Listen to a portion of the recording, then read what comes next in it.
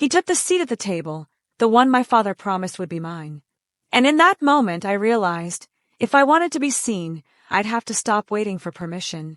My name is Ava, and this is the story of how I was erased from the company my father built, and how I rose from the shadows to claim a legacy of my own. So grab your coffee and come with me. I still remember the smell of fresh varnish in the boardroom the day my brother took my seat at the table. Dad had been gone barely 3 weeks. The chair still had his imprint, the silence of his absence louder than anything anyone said. But there was Luke, sitting there like he was born for it, adjusting his cufflinks, sipping espresso like a CEO from a magazine cover. My chair, the one I had earned. And no one even looked at me. My fingers were clenched so tightly in my lap that my nails cut half moons into my skin. I didn't say a word. I just stared at the polished wood, the same table where Dad once said, "One day, this will all be yours too, Ava." Too. That word never felt so far away. Luke spoke in confident bursts. Numbers, forecasts, strategy. He didn't miss a beat, not even when he skipped my name on the roster of executives, as if I had never been there. After the meeting, I cornered him in the hallway. My voice shook, but I didn't back down. "You didn't mention my department." He raised an eyebrow, like I'd interrupted something beneath him. "We're restructuring," he said. "Legal's getting folded into operations. You'll be reassigned." Just like that. No conversation. No warning. Not even the courtesy of a fake apology. I stood there blinking, humiliated. I walked past the glass offices, where employees avoided my eyes like I was a ghost. A has-been. A nobody. It's funny how fast people adjust to new power. They smiled too wide at Luke, laughed too loud at his dry jokes. I used to be one of them. Now I was just the daughter of the founder. Not the heir. Not the leader. Just someone in the way of whatever Luke was building. That night, I sat in my car in the parking garage for over an hour, engine off, fingers frozen around the steering wheel. My dad's voice echoed in my head. "You have the heart of this company, Ava." But maybe heart wasn't enough. Maybe Luke had always been the mind. The numbers. The confidence. The golden boy. And I was just the emotional one. The helper. The shadow. At home, I opened the file drawer where I kept my old pitch decks and board presentations. They were dated, but still solid. I'd stayed up nights preparing them. Dad had called one of them brilliant. I traced my fingers over the printed slides. Somewhere in the mess of betrayal and grief, there had to be a way to fight back. I wasn't going to be erased this easily. Not by him. Not by anyone. Mom didn't say much when I told her. She just sighed and said, "Luke's under a lot of pressure." I bit my tongue. Of course he was. Poor Luke. Always the misunderstood prodigy. I wanted to scream. But instead, I smiled, nodded, and went to my room. That's when I realized I was alone in this. Completely.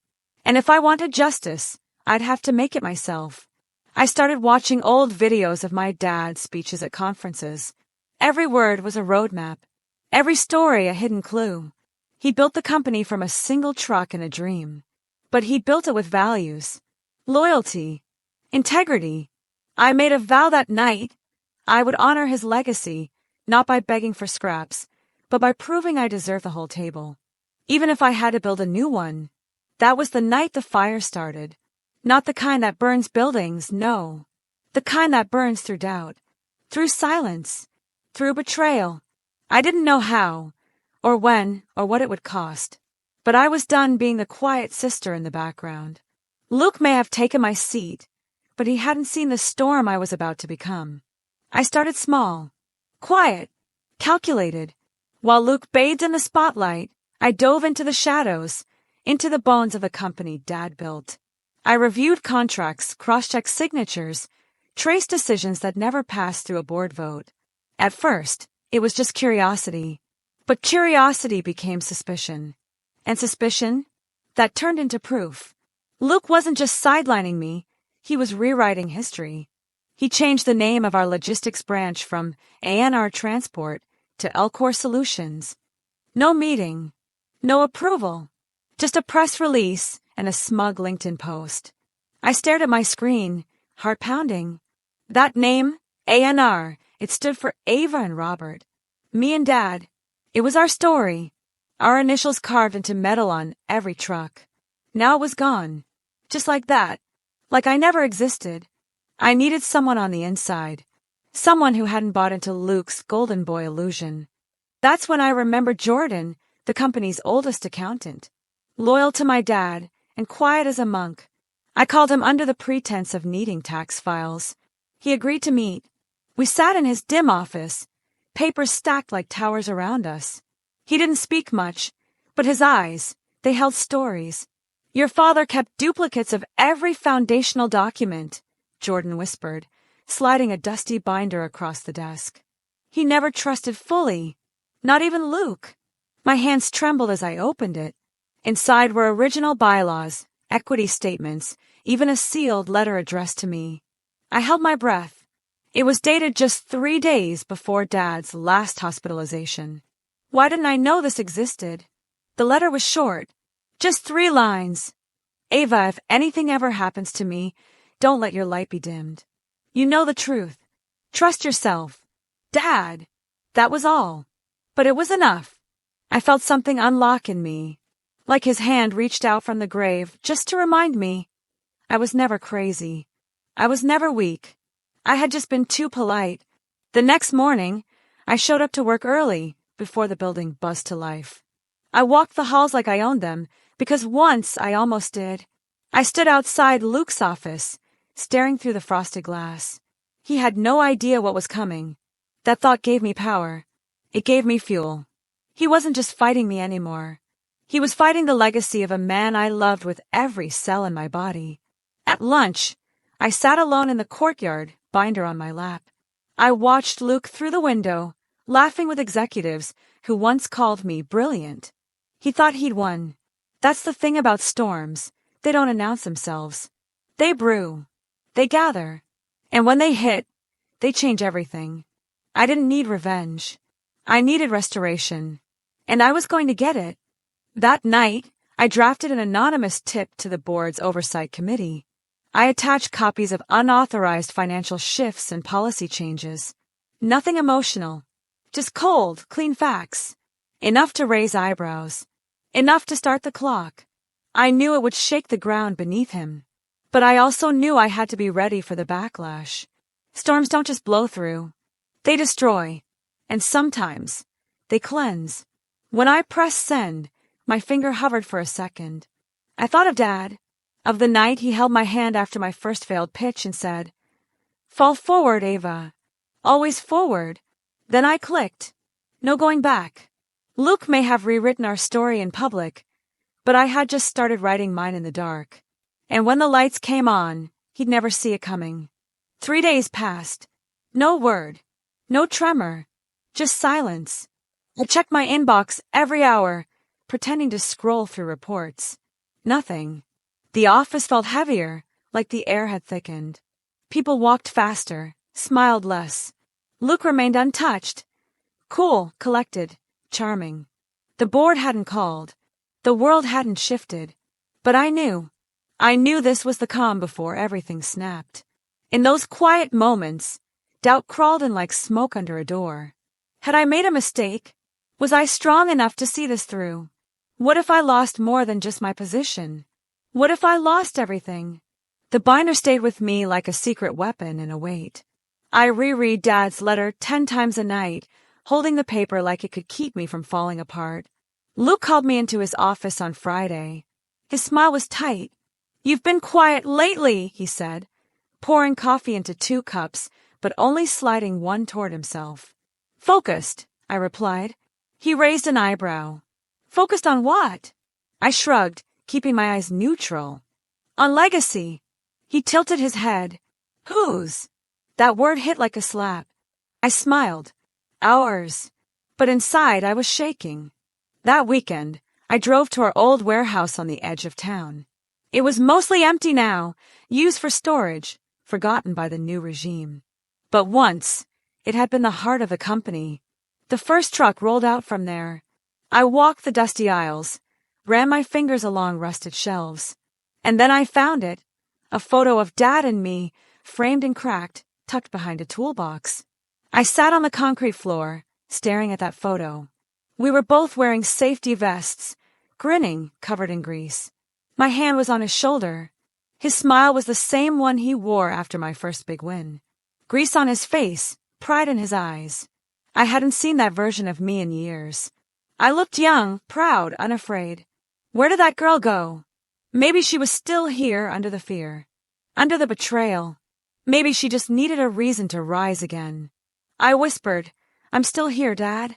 And for the first time in weeks, I believed it. Monday came. Jordan sent me a message. Expect movement. Quietly. My heart stuttered. I spent the day pretending nothing had changed.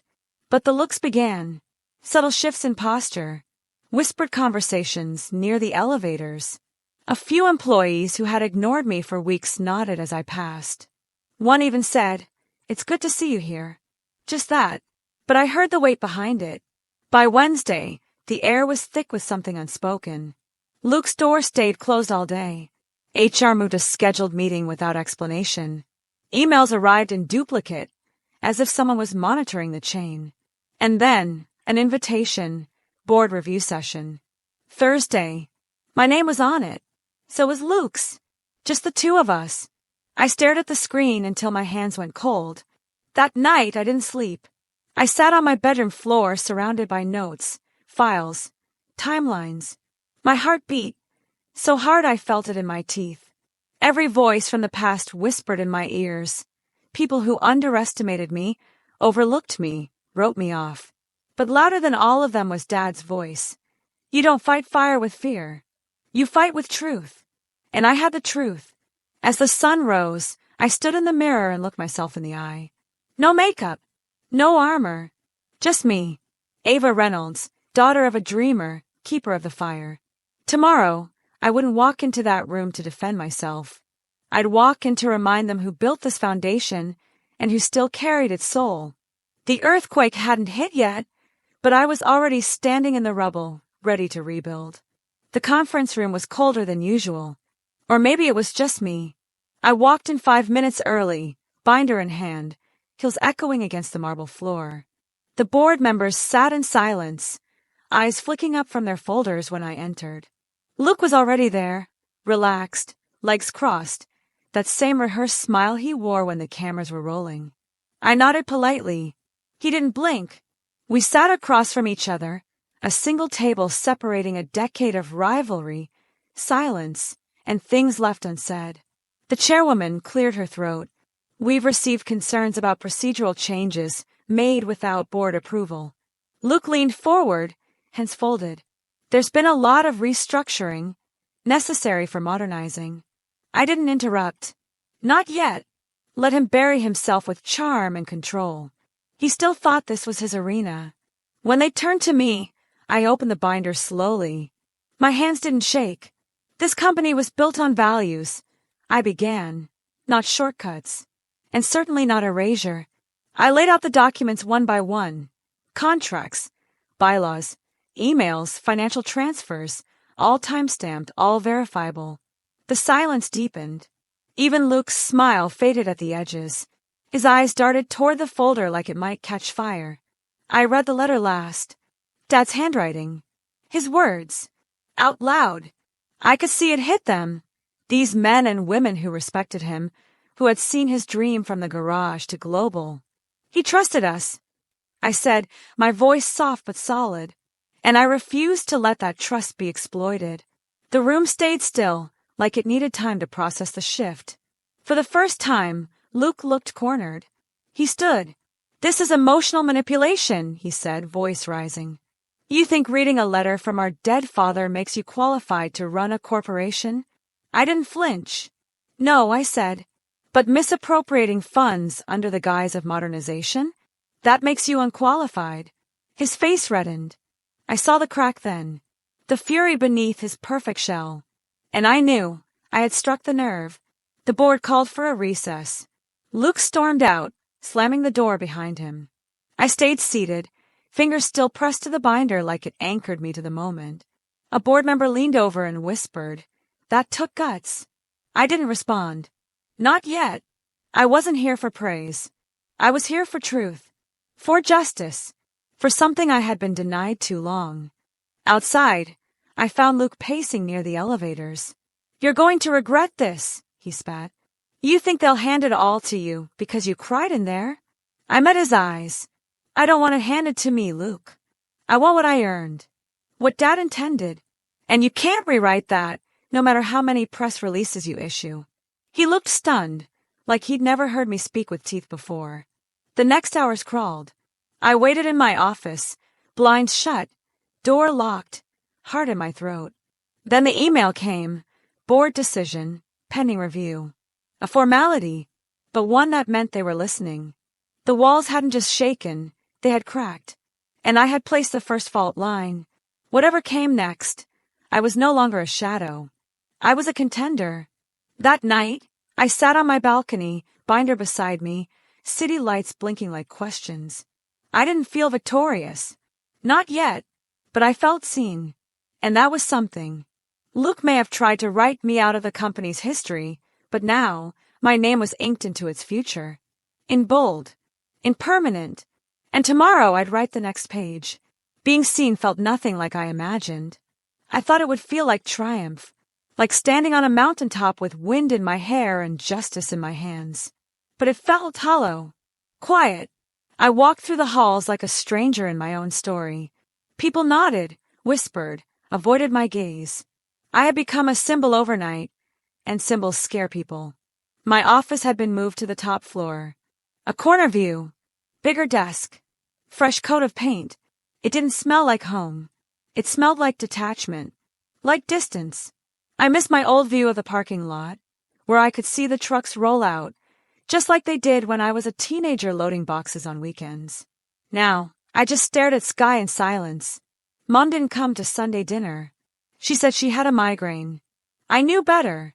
Luke had stopped answering my calls, and my cousins, his allies, unfollowed me on every platform. Overnight, I'd gone from the good daughter to the threat. A few friends messaged, said they were proud, but even those texts felt careful. Like I was radioactive. Like being right made me dangerous. I visited Dad's grave on Monday. Sat cross-legged in the grass, binder in my lap, wind tugging at my coat. You didn't tell me it would hurt like this, I whispered. That fighting for truth would feel like losing everything else. A tear slid down my cheek. I wasn't ashamed of it. I let it fall. I'm doing what you asked. I just didn't expect it to feel like breaking. The board's final decision came through on Wednesday, an internal audit. Independent. Full access. They weren't taking sides, they were taking action. It wasn't victory, but it was movement. Luke was placed on temporary leave. I was named interim operations lead. Just like that. I had the seat, but the weight of it nearly crushed me. Because no one tells you, power comes with loneliness. That afternoon, I sat in Dad's old chair. Ran my fingers along the wood. His groove was still there. I closed my eyes and imagined his voice. Leadership is service, Ava. It's sacrifice. I understood now. Not in theory. In flesh. To become the leader, I had to let go of being the favorite, the soft one, the one who never made waves. That version of me had to die. I called Luke that night. He didn't pick up. I left a voicemail anyway. You're still my brother. And I still love you. But I won't apologize for telling the truth. If you ever want to talk, not as business partners, but as siblings, I'll be here.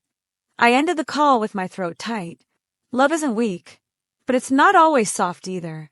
Sometimes love holds a mirror and lets people break. At work, I started making changes. Small ones. Quietly. I reinstated old training programs Dad had created. I sent personal emails to warehouse staff, thanking them. I returned a plaque with Dad's photo to the front lobby. The receptionist cried when I did. It's like he's back, she whispered. I smiled. Not back. Just still here. In every brick. But late at night, when the building emptied and my reflection stared back at me from the dark windows, I saw a woman I barely recognized. Stronger, yes, but tired, weathered. Becoming seen had a cost. and I was still paying it, piece by piece. But I wasn't turning back, because what I had rebuilt was no longer just a company. It was a promise, and I intended to keep it. The day the audit results came in, I didn't rush to read them. I sat at my desk, hands folded, breathing slow. I already knew what they'd say. Not because I wanted to be right, but because truth has a weight. And for months, I had carried it like a second skin. When the report landed in my inbox, I opened it like someone opening a final chapter. Luke had funneled funds to a silent partner, unauthorized, hidden in layered expense accounts and tech investments that led nowhere. It wasn't criminal, but it was unethical. The board responded swiftly. He was formally removed from his position. I stared at the message, numb. I thought I'd feel triumphant. I didn't. I felt free. Like a weight I didn't know I still carried had just fallen off. I stepped outside into the late afternoon light. The sky was soft, golden. The kind of light that makes everything feel temporary and eternal at once. I walked to the old delivery dock. Dad used to call it the Pulse. It still smelled like oil and dust. One of the drivers, Carl, spotted me. Heard the news, he said, wiping his hands. Your dad'd be proud. I smiled. I hope so. The next board meeting was quiet, respectful. They offered me the permanent position. I paused, not because I didn't want it, but because I knew what came with it. Power doesn't heal wounds. It only gives you a stage to choose who you become. I accepted, not to rise above Luke, but to rise beyond him. I wasn't here to win. I was here to rebuild. 2 weeks later, Luke showed up. In the lobby. No suit, just jeans, tired eyes, and silence. I met him there. No audience. No press. Just us. He didn't apologize. Not really. But he said, I didn't think you'd fight back. I nodded. You never saw me. He blinked. I see now. I didn't cry. I just said, that's enough. And in that moment I invited him to visit Dad's office. Not to take it back, but to remember. We stood in silence, looking at the photo wall. All the trucks, all the smiles, all the beginnings. We were just kids, he whispered, and we thought this place was everything. I shook my head gently. It's not everything, but it's something worth honoring. He didn't argue. He just nodded and left. In the months that followed, I rebuilt more than systems. I rebuilt trust. I promoted from within. I brought in voices that had been silenced. I launched a scholarship in Dad's name for young women in logistics, the heart of the road. Every time someone asked why, I said, because I remember what it felt like to be invisible. And I won't let someone else feel that again. On the anniversary of Dad's passing, I wrote him a letter. I didn't know where to send it, so I left it in the original binder, now locked in the drawer of my new office. I wrote, You didn't just build a company, Dad. You built me, and I promise what I do with it will honor us both. Then I closed the drawer, not to hide it, but to protect it, like a seed. And now, every time I walk through those glass doors, I don't think about the war I survived. I think about the legacy I chose, not the one I fought for, the one I created, brick by brick, day by day, with truth, with grace, and with the quiet, unwavering belief that I was never meant to be in the background. I was meant to build something new. If you enjoyed this story, don't forget to like the video, and if you want to help us out, you can buy me a coffee. The link is in the first pinned comment. Every cup helps me keep bringing you new stories. And if you haven't watched it yet, our latest video is a must-see. Asterisk, he looked me in the eye and said, You're worthless. But I proved him wrong on my own terms. Click on the screen to watch now. See you there.